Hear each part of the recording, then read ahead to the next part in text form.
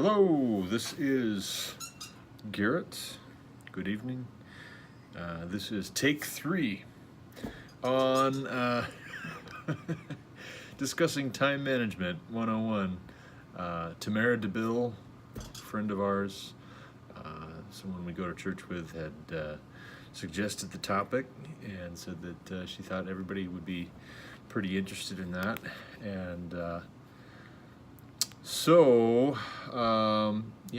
I've made 2 attempts now at it, and we'll see if the third time's the charm here. How about that? Okay, so, first off, I'll tell you a little bit. I have notes here. I've got a 5-point bulleted list of things I wanted to discuss, or things that came to mind readily about time management. And so I've now tried making my way through these bullet points. I haven't made it through all 5 of them, or even most of the 5 of them in either of the last 2 attempts I've made. And so, it's just, it goes to show. I mean, sometimes your plans just don't work out the way that you thought they were going to, for whatever reason. And as Dwight Eisenhower once said, I found that in preparing for battle, that planning is indispensable, but plans are useless. And I think that's very true. It's on point. James in the New Testament, he writes, James 4 verses 13 through 17. Come now, you who say, today or tomorrow we will go into such and such a town and spend a year there and trade and make a profit. Yet you do not know what tomorrow will bring. What is your life? For you are a mist that appears for a little time and then vanishes. Instead, you ought to say, if the Lord wills, we will live and do this or that. As it is, you boast in your arrogance. All such boasting is evil. So whoever knows the right thing to do and fails to do it, for him it is sin.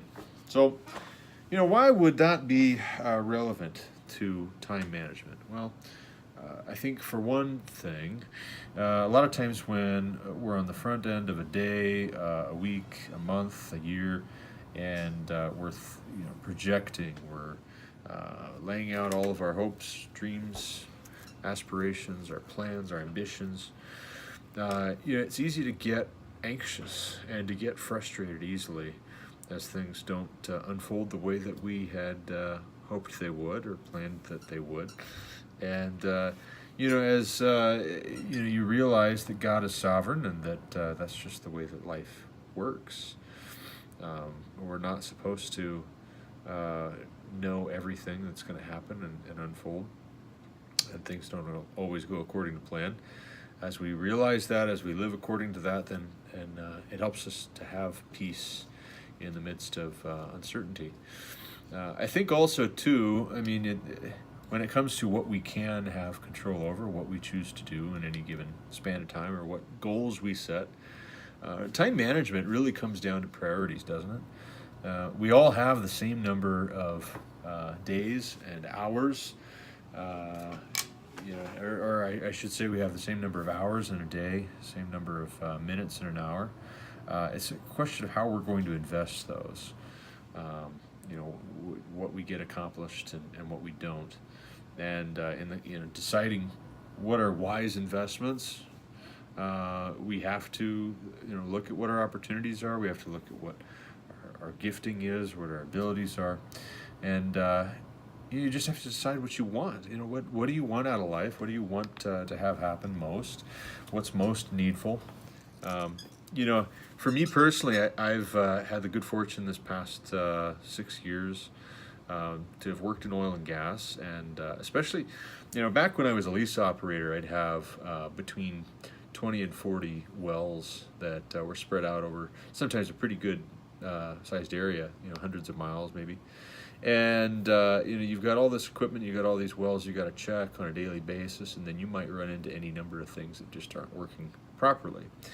And so we would look, I would make a practice of looking at my equipment remotely, looking at the sensors, seeing what they were showing, if anything was out of the ordinary there, trying to calculate production ahead of time to see, if things were making less than they should have, or if they were shut down for some reason, if they had an alarm, and then you decide if you have multiple things that are shut down, you look at where's the most production going to be. If you've got a well that makes 300 barrels a day and it's down on one side of your route, and then the opposite side of your route, you've got a well that's down, that only makes 15 barrels a day, you might say to yourself, you know what, I'm going to start on the side of the route with a 300 barrel a day well, start that thing up, it's producing all day. That's time management for you.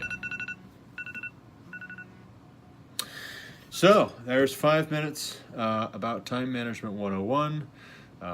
Just a couple of my little thoughts on that. I had other bullet points. I still haven't gotten all the way through them, even on this third try. But that's the way it goes, right? That's life. We get closer in trying. You put up 5 points, and then you realize as you go that there only 3 of those were absolutely essential, or 2 of them were really not that important, and you didn't miss them as much in having skipped over them as you would have. That's life for you. But anyway, that's all for this video. And if you liked the video, please feel free to hit like, share it, add a comment. If you disliked it, feel free to hit the down vote if that gets it out of your system. And also you can leave a comment with that too.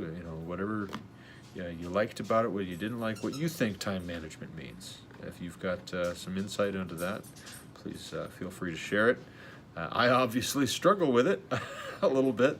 But then my next episode, my next video I'm going to do here, I've got my brother-in-law Todd Thomas has suggested the topic of country living versus city living. So tune in for that if that interests you. And have a good night. God bless.